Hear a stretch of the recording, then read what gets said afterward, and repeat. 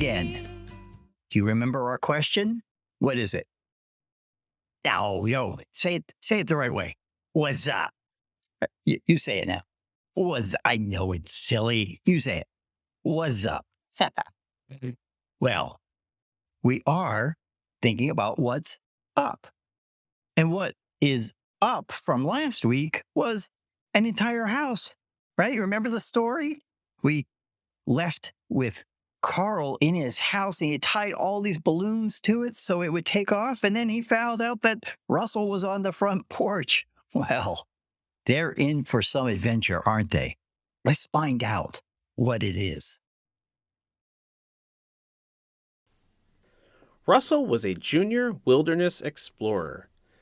He had earned badges for fishing, camping, and many other things.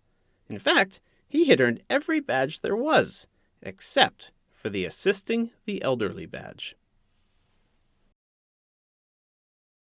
So Russell held on tight. The house flew through a storm. It flew through a fog. And then crash! The house bumped on the ground. Carl and Russell rolled off the porch. Carl barely managed to catch the house before it floated away. In the distance, Carl could see Paradise Falls. He and Russell would have to walk to the falls, pulling the house behind them with a long garden hose. Whoa. That really is some adventure, isn't it? The house crashed, and now they have to drag it behind them. I can only imagine how hard that would be. It must be really, really difficult, right?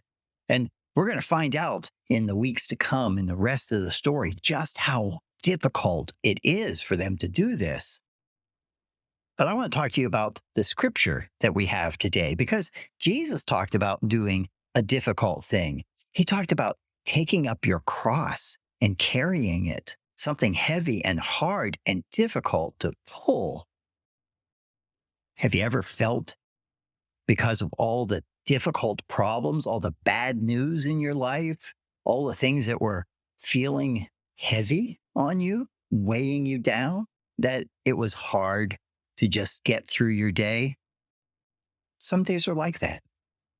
And so Jesus is telling us that sometimes just doing small things for the good in the world is not going to be easy. In fact, what he said was, it's better to have flown and crashed than never to have flown at all. Okay, he didn't quite say it that way. He said that those who try to save their lives will lose them, and those who lose their lives for God's sake will save them. Yeah, the first way is a little easier to understand, right? He really is saying to us that we can't stay in a hole. We can't just hide away from the world. No, we need to go out and do good in the world regardless of what happens. Sometimes it'll be hard, but the doing of the good, being up to something good, is always worthwhile. It's its own reward in a real way. So I hope that this past week you are up to something good. And I hope in the week to come, you will do even more things and you'll stop and say, that might not have been easy, but yes, I choose to be up to something good. I look forward to hearing about it next week. I'm gonna be